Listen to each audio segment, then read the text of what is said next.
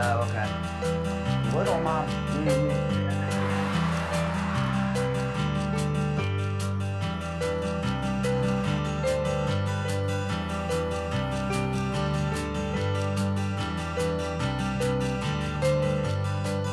you want to do the conference meeting number and ID?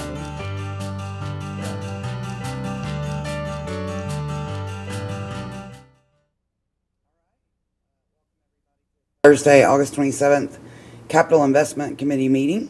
Capital Investment Committee meeting will limit physical access in the meeting room due to current limitations on public gatherings. Accommodations have been made to ensure that the public is able to participate in the meeting. You may do that in the following ways. You can watch us on Franklin TV or the City of Franklin website. Watch the live stream through the City of Franklin Facebook and YouTube accounts, or call in to conference the meeting at 1-312-626-6799. Meeting ID 943-0456-7133. Password is 324882. Callers will be unmuted and given an opportunity to comment during the meeting at specific times. There is limited viewing available in the lobby of City Hall, and the public may email comments and questions prior to the start of the meeting to recorder at franklintn.gov to be read aloud. I'm going to go ahead and start with a roll call. Margaret Martin. Here. All right. Alderman McClendon. I'm here. Alderman Berger. Here. And I am here too. Item number 1, consideration of resolution 2020-146, a resolution declaring that the Capital Investment Committee shall meet on July 16th. That's wrong again. Today, August 27th, 2020, and conduct its essential business by electronic means rather than being required to gather a quorum of the members physically present in the same location, because it is necessary to protect the health, safety, and welfare of Tennesseans in light of the COVID-19 outbreak. May I have a motion? Move approval. Second. All right. Dana McClendon first, Bev second. Roll call vote. Margaret, how do you vote? Yes. Dana? Yes. Bev?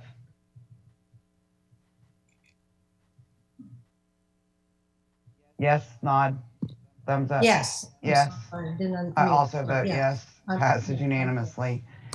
Item number 2 is approval of the minutes. Consideration of approval of minutes of the July 16th, 2020 Capital Investment Committee meeting. May I have a motion? Move for approval. Thank you, Margaret. Second? Second. Dana? Roll call vote. Margaret, how do you vote? Yes. Dana? Yes. Bev? Yes. And I also vote yes. Y'all realize I got through one whole motion by calling you Alderman something. It is just not normal for me. So for those of you watching, I apologize for being so personal. Item number 3, consideration of resolution 2020-0133, a resolution authorizing the City of Franklin to provide sanitary sewer service to 4095 Clovercroft Road, contingent upon all conditions presented herein. So this is our standard resolution for that we initiate after we grant availability on parcels that are outside the city limits within the county. So the resolution will allow Eric to enter into 2 agreements: the annexation agreement, which is standard, and then also the availability agreement that allows us to recapture any fees above and beyond the fees stated in Title 18. Okay. I'll take a motion and then we can open it up for questions. I'll move for approval with comment. All right. Second. May I have a second from Margaret? All right, Bev? Yeah, this is what we voted on already. The board voted on this. This is just to continue the process to give authority to Eric and you to do the process, correct? I mean, I've talked about it. I just want everybody to know we've already voted on this because they've already started work. Yeah, the availability has already been granted. Right. This is to allow Eric to execute the agreement. Just wanted everybody to make sure they understood that. Thank you. Any questions or comments from any of the other aldermen? Do we have anybody on the phone? All right. Margaret, how do you vote? Yes. Dana? Yes. Bev? Yes. I also vote yes, passes unanimously. Item number 4, consideration of draft professional services agreement with Jackson Thornton Utilities, City of Franklin contract number 2020-0222 for revenue requirements analysis and cost of service and rate study for the water, wastewater, reclaimed water system in an amount not to exceed $25,000 for water, $28,500 for wastewater, and $12,000 for reclaimed water. Michelle?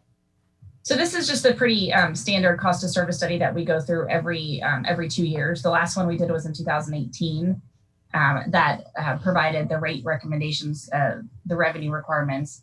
And this is updating that to the 2020 with the rates that we've already, the rates that we've established, and then with some of our revenue requirements with our SRF loan and some of those.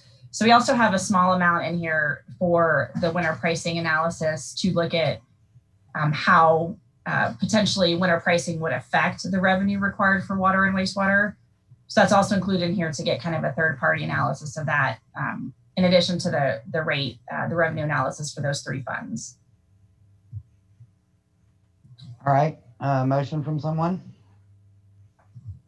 Move approval. Second. All right. Dana first, Margaret second. Any discussion?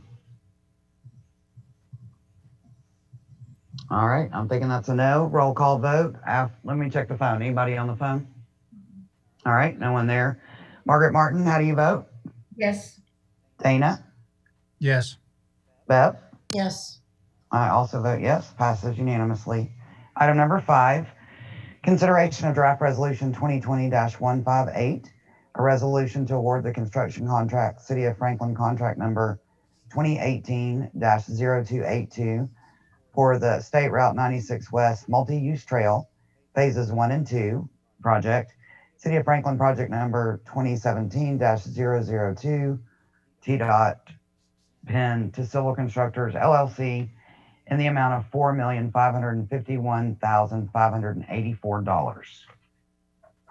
We opened bids for this project about 2 weeks ago, and this is the extension of the multi-use trail along the north side of 96 West from where it ends now at Vera Valley Drive to 5th Avenue North. And just as a reminder, this has $1.8 million in federal funding attached. I would like to add that this is a federally funded project, like Jonathan just said, and TDOT will tell you it takes between 3 and 5 years to get these projects to bid. And I'm just really proud of Jonathan and our project manager, David, and our right away. There's multiple tracks that we had to acquire on that they've managed to get this done in under 3 years, which is a huge accomplishment and faster than the average of what TDOT will tell you. So again, I'm just very proud of them. So Awesome. May I have a motion? Move for approval. Second. All right, Margaret first, Dana second. Any discussion? Thank you, Jonathan. Good job, Jonathan. Thank you. Anybody on the phone have any praises to give to Jonathan? No, you just stuck with us. All right, roll call vote. Margaret, how do you vote? Yes. Dana? Yay. Yeah, it is in your ward. Bev? Or no, it's not. It's Margaret. No, it's My ward. Oh, Yes. Thank you, Yeah. Jonathan. Thank you very much for this. I also vote yes. Passes unanimously. Item number 6, consideration of draft City of Franklin contract number 2020-0230, a professional services agreement with Boozer and Company PC for appraisal services for the Jordan Road Improvements Project in the amount of $30,400. So at this point, we're done with the right-of-way design and preliminary utility coordination on the project. We're ready to start the acquisition of properties. There's about 8 tracks that are impacted. They're all big commercial tracks. And so we're recommending approval to move into the right-of-way acquisition phase. All right, may I have a motion? I move for approval with comment. Yes, ma'am. Second. Second from Bev. Go right ahead. Margaret. I just can't remember what it is that we are doing on Jordan Road. So this was funded through the Capital Investment Program and listed as a priority project. And this is that really rural section from Aspen Grove over to Mallory Lane. And it's it's a very, very narrow county roadway at best now. So it's right in the heart of Cool Springs. And what we're going to do is essentially widen it to put 2 normal lanes and bike lanes and sidewalk improvements along it. And there's bike lanes too, I believe. It runs, Margaret, beside the back of the theater. Yes. So the new McEwen, well, no, it's not. Is it McEwen North that comes out? That's correct. Yeah. So does that help, Margaret? Wait, it's not that portion that has been blocked off, is it? No, ma'am. It's the used portion. It's I could share my screen real quick and show you. It goes up to the blocked off portion. You're Correct. not talking about, Margaret, not down by Richards Glen. Not there. This portion is, if you go down Mallory to like where Sam's is located, at that light, you would take a left, that portion of Jordan. And It's there's right also behind- a bridge it's right- there, right, Paul? Yes, there is a bridge there, and you So should be that's able gonna to make see. the price go up. It's right behind the new North McEwen development that Royal is doing. You should be able to see my screen right now, Alderman Martin, and what I'm highlighting in blue is where the improvement will be. Okay. All right. I just didn't want us to get involved in that other area. And I don't remember that we said we were going to do that. Open up that road. Open up that road. That's a different section altogether. Okay. All right. Thank you. All right. Any other comments or questions? This is I would just say that this road, it's right behind or north of the North McEwen development, north side McEwen, and it's very, very well traveled. So it's really needing to be fixed. So thanks. Absolutely. All right. Roll call vote. Margaret, how do you vote? yes. Dana? Yes. Bev? Yes. Thank you. And I also vote yes, passes unanimously. Item number 7, consideration of ordinance 2020-18, an ordinance to revise the traffic flow, pavement markings, and signage on Plaza Street Alley between Cummins Street and Columbia Avenue. I would love a map here too, Paul, when we get there. Thank you. So you should be able to see my screen here, and we call this the Plaza Street Alley. I don't know if it has another name, but that's what we've always called it. Right now it's 2 ways. There's one single property that has access on it, and their complaint was it's confusing to people of which way to go and which way traffic goes, and it's just too narrow for 2-way traffic. We did go out and analyze it and look at it, and our traffic engineer, Adam, recommended making it a 1-way alley, which I agree with. So we would make it 1-way from Columbia Avenue, and this was what was requested by the single property owner. At the bottom of this frame is the auto zone. With That's the little correct. roof. Okay.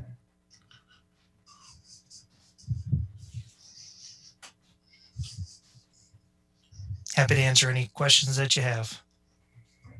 And the property owner is fine with this? Yes, the property owners Okay. requested it, or the one property owner requested it that is impacted by it the most.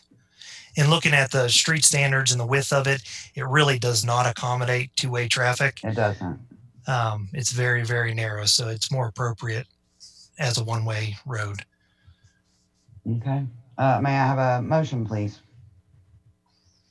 Move for approval. Margaret. And a second from someone? Second. Thank you, Dana. Any discussion? Bless you. No? All right. Roll call vote. Margaret, how do you vote? Yes. Dana? Yes. Bev? Yes. I also vote yes, passes unanimously. Item number 8, consideration of ordinance 2020-19, an ordinance to reduce the speed limit on South Margin Street / First Avenue South from East Main Street to Columbia Avenue to 25 miles per hour. So again, you should be able to see my screen. This was generated by a citizen complaint of speeding on this road and lack of signage. And right now it's posted at 30 miles per hour in one location. And again, our traffic engineering team went out and analyzed it, just given the location, the character of downtown, the high pedestrian volume.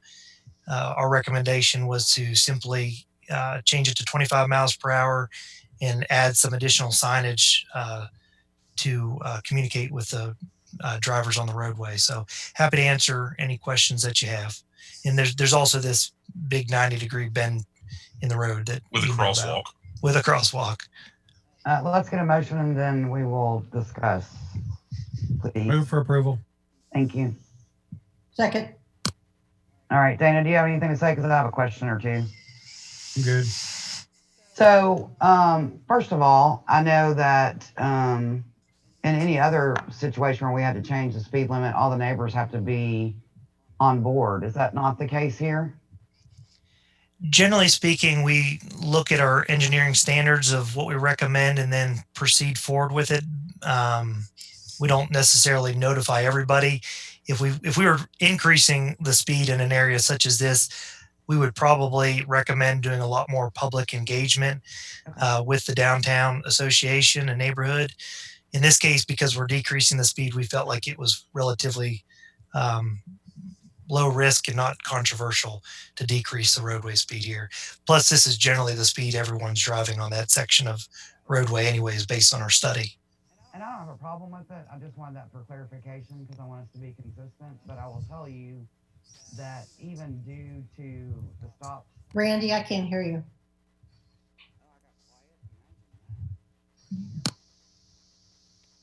No, ma'am. Can you hear me now? Sound like you're in a tunnel. Better.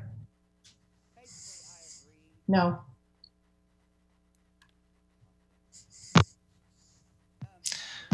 Definitely. There you go. There you go. Because after we put the stop sign in at First Avenue, that kind of, called the traffic there and the speed. So I just wanted to clarify. So The other thing I would add is that if we were in a existing subdivision and there was an HOA, a formal HOA involved, and we were, making a major change, we would again do public engagement, especially if we were increasing the speed. But again, we felt like this was relatively non-controversial type change. And this also makes it consistent with the posted speed limit on Church Street and Bridge Street. And actually, there are only about 2 permanent residents in those 2 blocks.